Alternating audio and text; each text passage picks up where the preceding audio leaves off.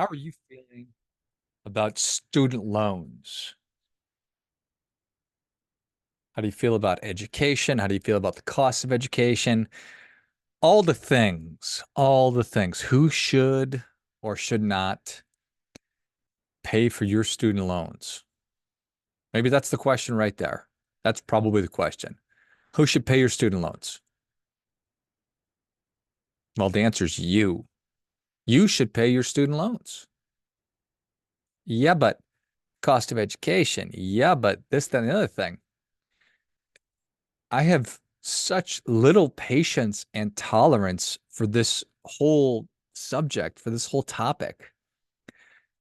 Two things can be true at the same time. In fact, many things can be true at the same time, but it's incumbent upon us human beings to be able to suss those out and to be able to hold multiple thoughts or ideas in our heads at the same time. So, two things may not be able to be true at the same time. How could it possibly be that a reasonable person would go through the exercise of applying to a college, making the decision on how to pay for it, applying and being approved for a loan, going through your college career, 2, 3, 4, 5, 7 years, and then walking away and saying, oh, wait a minute, why would I pay for these? Can I get somebody else to pay for these? I got duped. Okay. I don't think so. But okay, is that really what you think? Is that your honest opinion? Does anybody really think that? Or is it just politicians and the media saying this stuff to us? And then we parrot it back. Hmm, I don't know. There are a lot of victims out there. There are a lot of people who are victims. Are there student loan survivors? I am. I am a student loan survivor. I graduated high school in 1997 and went through a very exhaustive college search, and I was fortunate enough um, to compete at athletics at a really high level, and so I got a scholarship, and that covered the vast majority of my schooling. Still graduated with, I think, $13,000 of student loan debt. That was in 2001, and I went through the exercise of paying it off $100 a time over the course of many years.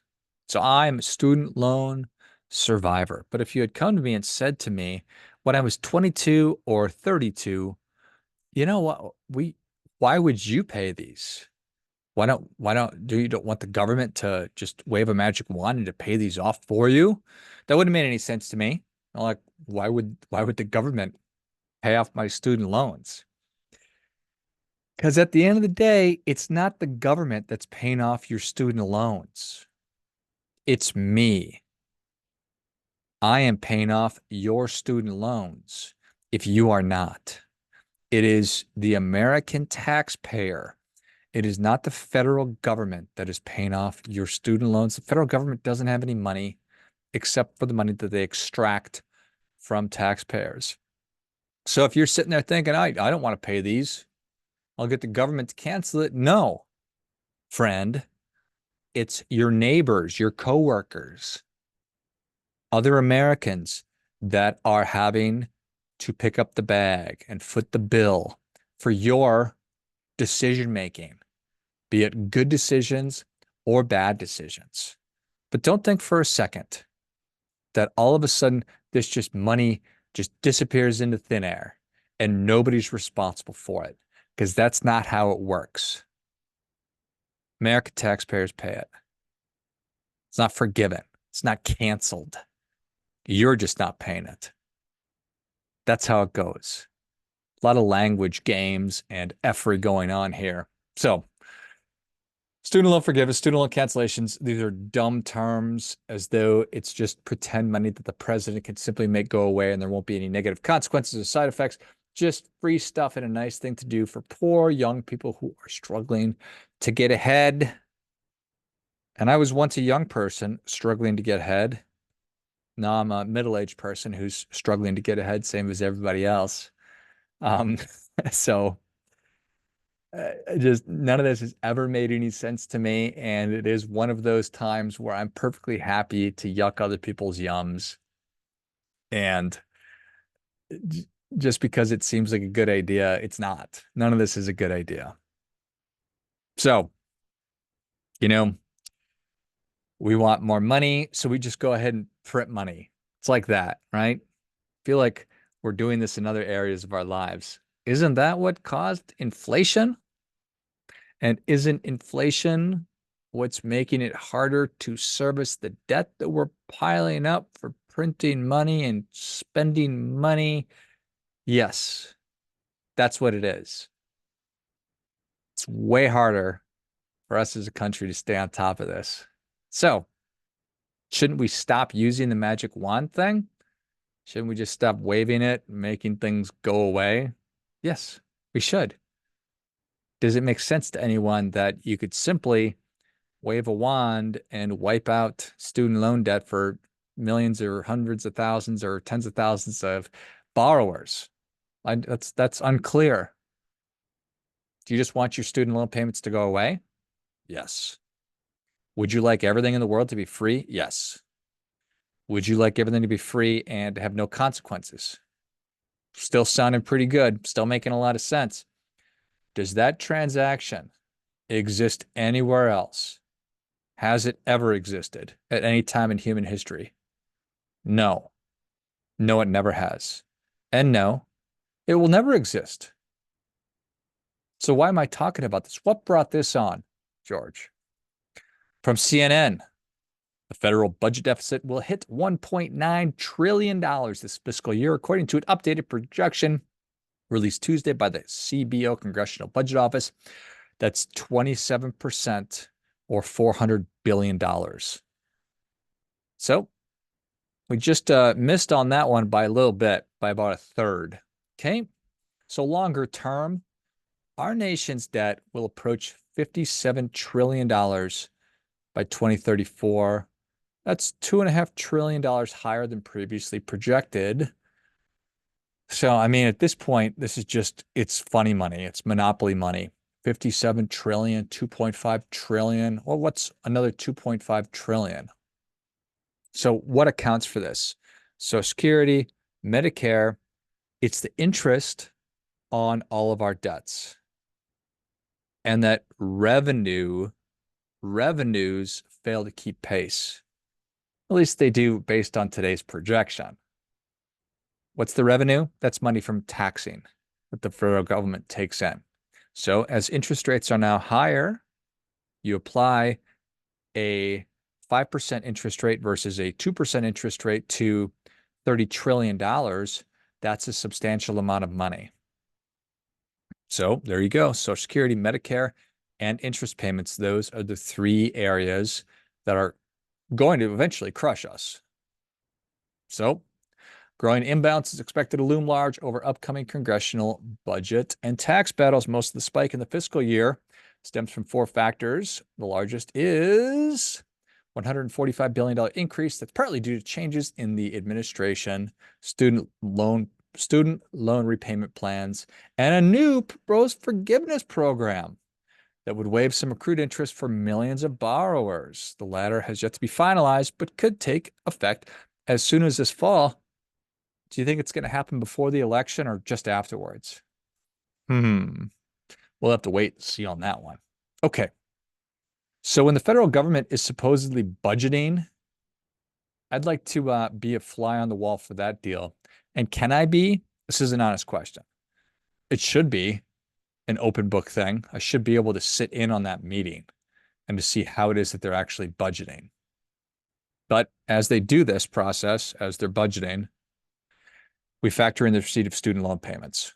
So these student loan payments are based on what?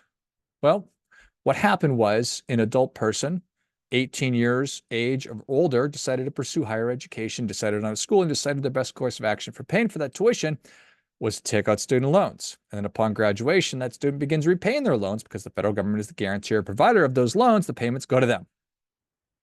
Because of a clear amortization schedule, the government plans and budgets based on the money coming in that they know based on the number of students and everything else that I was just talking about. Here's how much money we have coming in.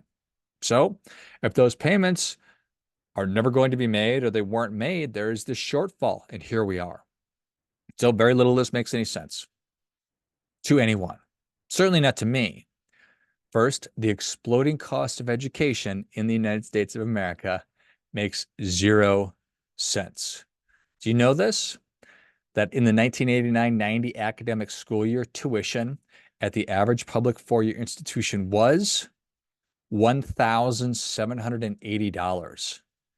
In 1990, tuition at the average four-year public school in the United States was $1,700 a year. In 2000, the average was $3,300 a year. So it's about a 9% annual increase. Between 90 and 2000, the total cost of attendance, fees, tuition, room, and board increased by 66.3% at public four-year schools. So it went from $4,900 to $8,200. From 90 to 2000, about $5,000 to $8,200 it increased. At private schools, the cost of tuition grew 74% from $8,300 to $14,600.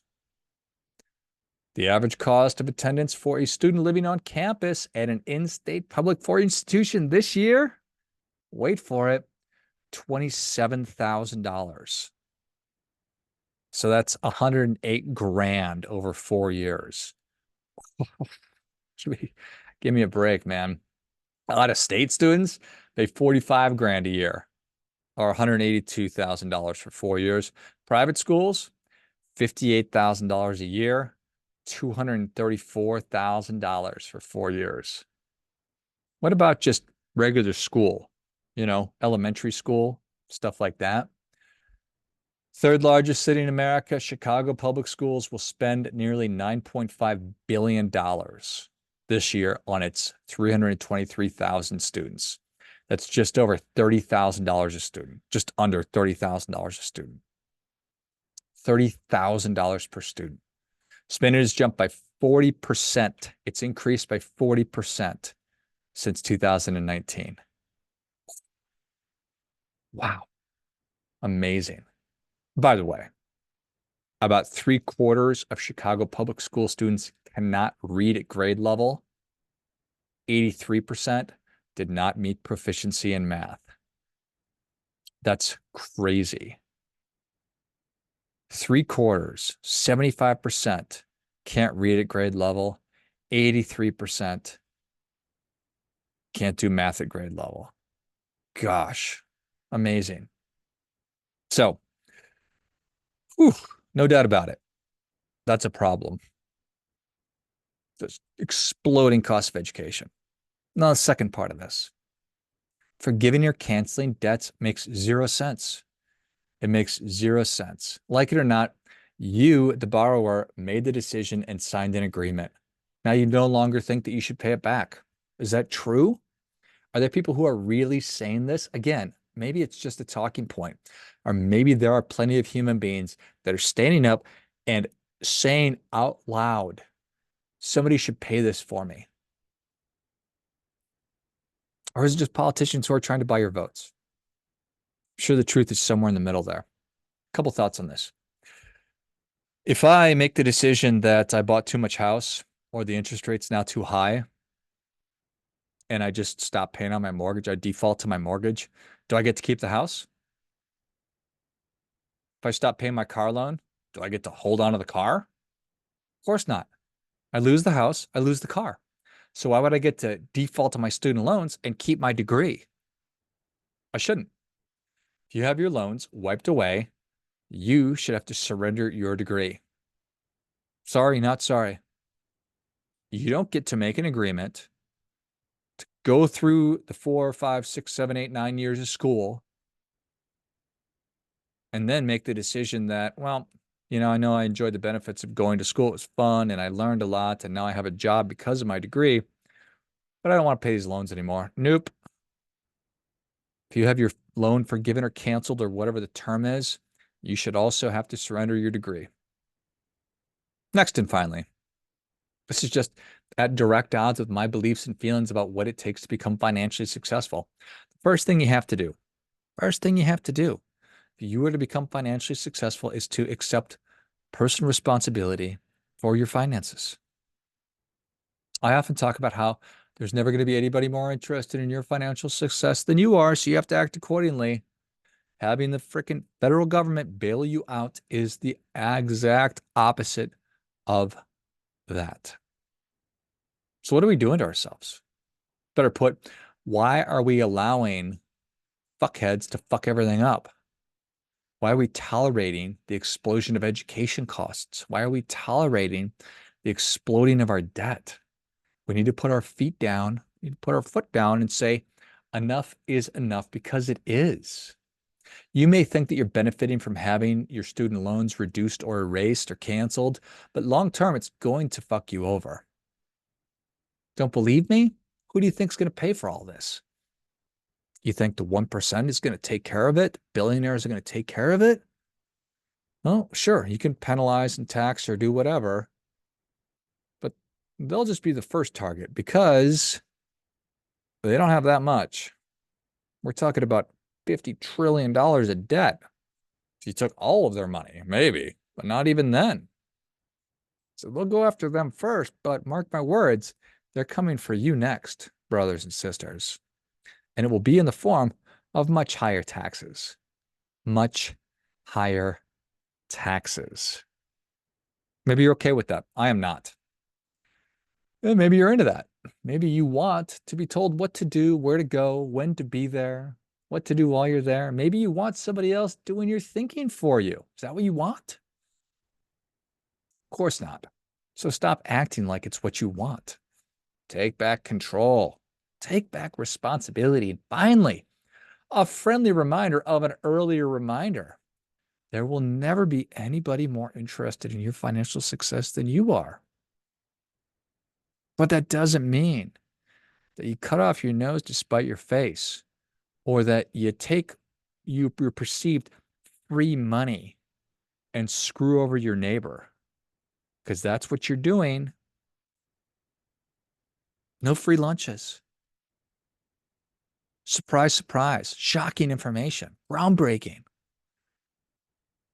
Somebody is going to foot the bill. And it's going to be you. It's going to be me. Never going to be more interested in your financial success than you are. So act accordingly.